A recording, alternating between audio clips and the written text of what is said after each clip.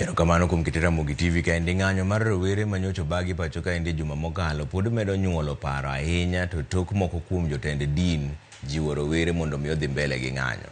Chal ma kamano osemiyo kanisa yudo seyo ahinya to kawuok kuom josiasa majiwogi mondo gikaw ting' mar puonjo rowere. Nyakidi lero nowachni. Tich adek juma mokalo e chuny boma ma Nairobi, rawere nobago ng'anyo madhialo jowetegi manoyudo hinyruok kod mago manowito ngimagi higa mokalo e kinde ng'anyo mar kwedo paro mar chik omenda ma higa 2024 2025. Ng'anyo ma kamano bende nobage counties mamoko pachoka. Kata kamano, nokotimore kaka nochan, wirani kuonde ohala nomonji. Apise sirikal kaka tesendo bila nomonji kendo wang'.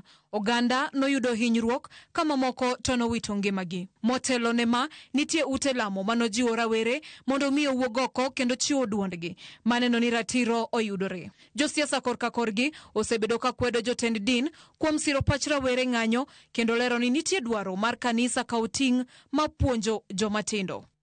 Walalo ngime ji mang'eny kendo sama koro wawuoyo ni wan kod police stations auchiel ma waonge godo, waonge kod court.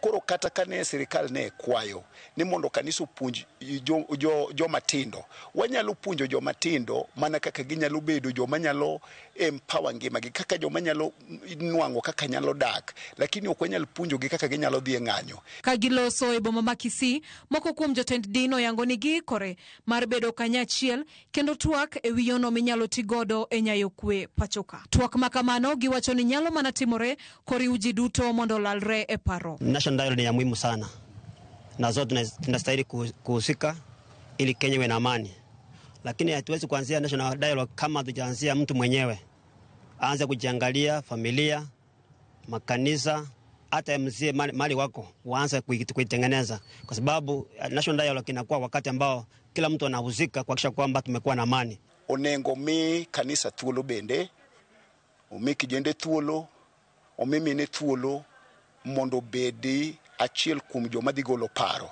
Kendo kanisa onengo bedie kanyo mondo mi gigol paro manyalo konyo piny. Giseyo bende moko kuom kanisni kuom donjore gi rawere mag jenzi kaka achiel kuom yore mag wuondo wang'. Kile ambacho kinafanyika sasa hivi makanisa mengine kujiunga na CNC ni survival tactics.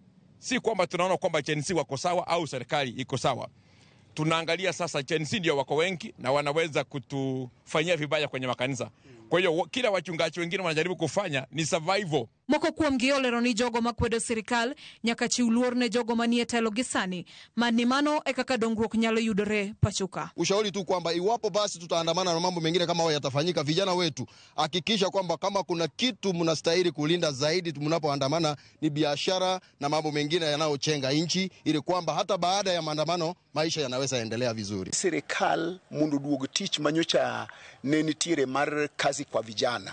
Sama nyocha tijino nitiere kijende mang'eny manyocha nondiko. Koro sirikal mondo mi duog tich mar kazi kwa kijana mondo mi okony. Mane wach mwanyalo timo ae tutok mano. Wan kaka kanisa wapuonjo kijende gi e kanisa.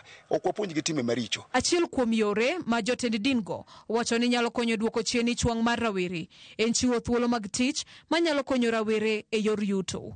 Nyakidi, Ramogi TV, Nairobi. Atamalo 83 mag jopuonjre manotimo penj mar KCSE ga mokalo kete kuonde tiegruok mamalo